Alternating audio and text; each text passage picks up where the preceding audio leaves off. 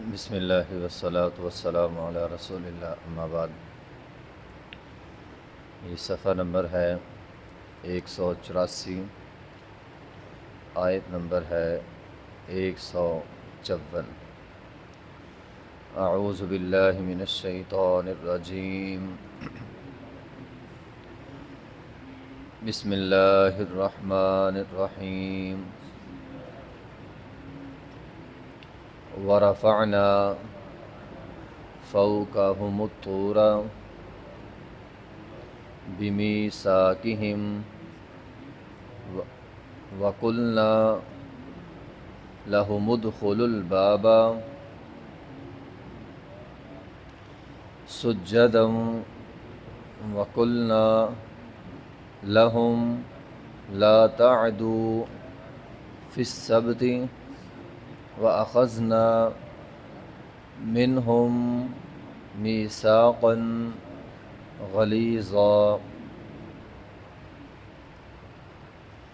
ورفعنا، اور ہم نے بلند کیا، فوقهم الطور، ان کے اوپر طور پہاڑ کو، بمیثاقہم، ان سے عہد لینے کے لیے، وقلنا، اور ہم نے کہا، لہم، ان کے لیے، ادخل الباب، دروازے میں داخل ہو جاؤ، سجدن، سجدے کی حالت میں، وقلنا، اور ہم نے یہ بھی کہا، لہم، ان کے لیے، کہ لا تعدو، نہ تم حد سے تجاوز کرنا، فی السبت، ہفتے کے معاملے میں، واخذنا منہم، اور لیا ہم نے ان سے، میثاقا غلیظا، پختہ عہد۔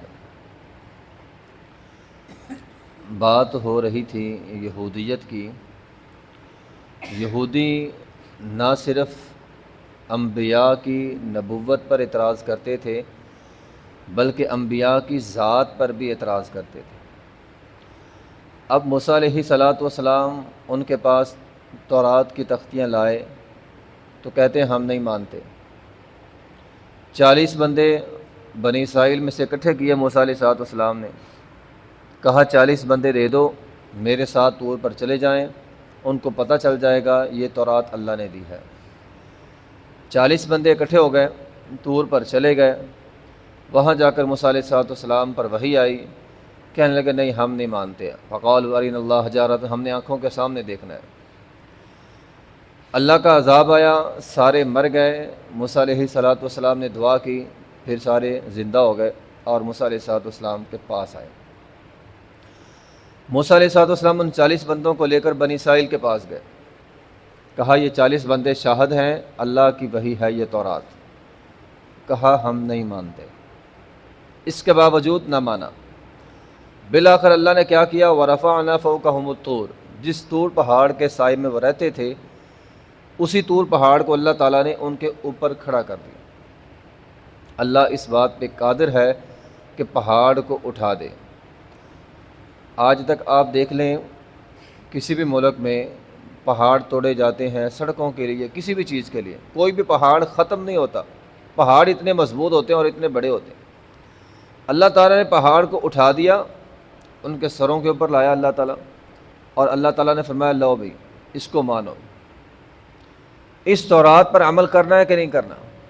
قرآن مجید کے اندر آتا ہے خذوا ما آتیناکم بقوۃ، ٹھیک ہے؟ اللہ تعالیٰ نے کہا اس تورات کو مضبوطی سے پکڑ لو۔ وَظَنُّوا أَنَّهُ وَاقِعٌ بِهِمْ کے الفاظ ہیں قرآن میں، کہ انہیں یہ یقین ہو گیا تھا کہ اگر ہم نے نہ کی نا تو پہاڑ ہمارے اوپر گر جائے گا۔ بالکل اللہ تعالیٰ نے سروں کے اوپر رکھ دیا، کہنے لگے ٹھیک ہے ہم مانتے ہیں، ہم پکا عہد کرتے ہیں کہ ہم تورات پر عمل کریں گے۔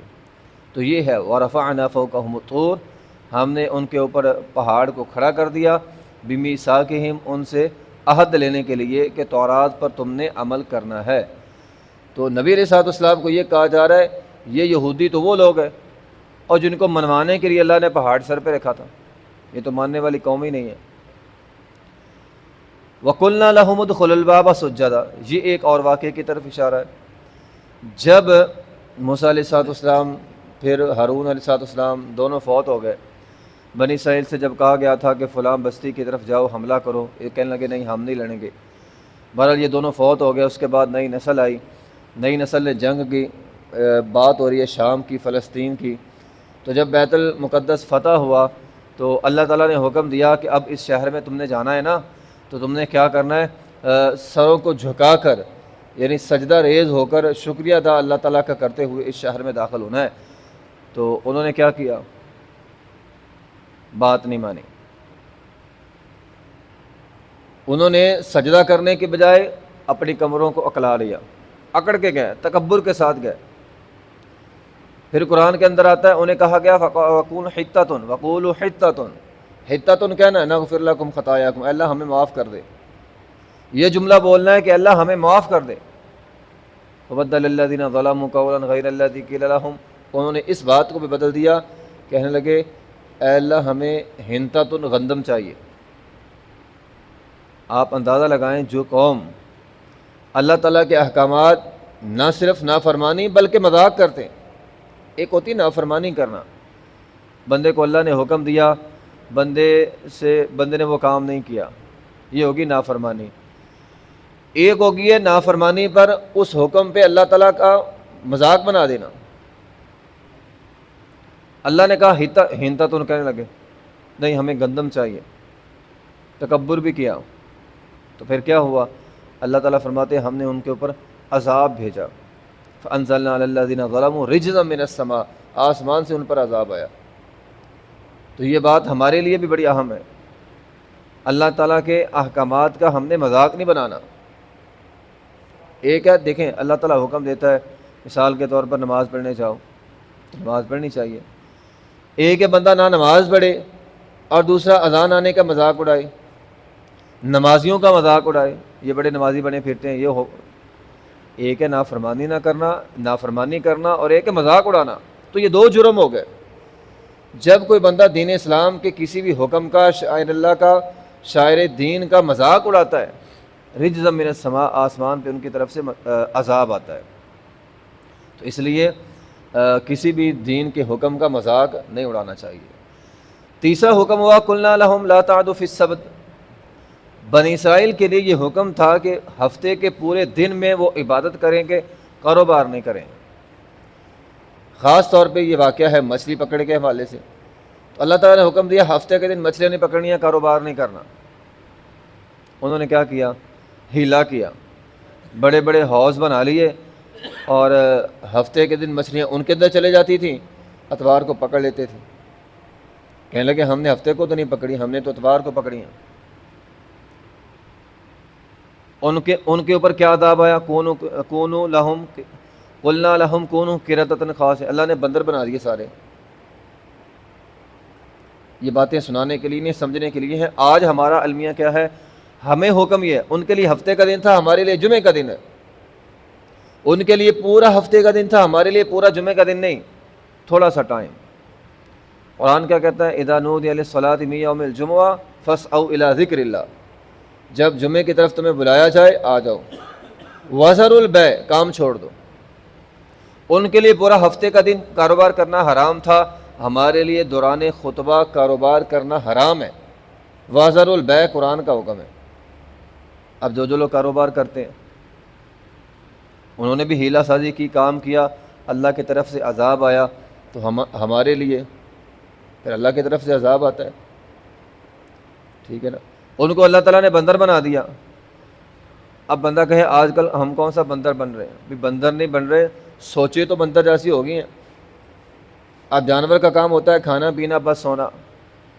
معاشرے میں کتنے لوگ ہیں جن کا صرف یہی کام ہے، کھانا پینا اور سونا، اور کوئی کام ہی کوئی نہیں۔ ایک حدیث میں ہے نبی علیہ الصلوۃ والسلام نے فرمایا، جس انسان نے امام سے قبل سر اٹھایا نماز کے لیے، رکوع میں جاتے ہیں تو امام سے پہلے سر اٹھا لیا، کھڑا ہو گیا، سجدے میں گیا امام سے پہلے کھڑا ہو گیا، نبی علیہ الصلوۃ والسلام نے فرمایا امام سے آگے بڑھنے سے ڈرو، اس بات سے ڈرو کہ کہیں اللہ تعالیٰ تمہارے سر گدھے جیسے نہ بنا دے۔ اب یہاں بندہ کہے میں نے تو پہلے کی ہے، امام سے پہل کر لی تھی، سر اٹھا لیا تھا، میرا سر تو گدھے جیسا بنا نہیں۔ بھئی یہ بات ہو رہی ہے کہ اللہ تعالیٰ، یہ تنبیہ ہے، جس طرح گدھے کو عقل ہی نہ ہوتی، اللہ تعالیٰ بندے کا فہم ہی لے لیتے ہیں، اسے سمجھ ہی نہیں آتی۔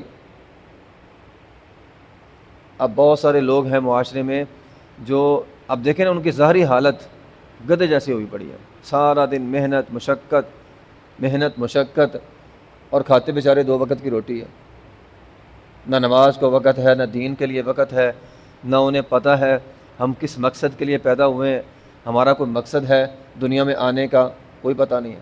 صبح اٹھے 7-8 بجے اٹھے، کام پہ گئے، سارا دن مشقت کی، شام کو کھانا کھایا، سو گئے۔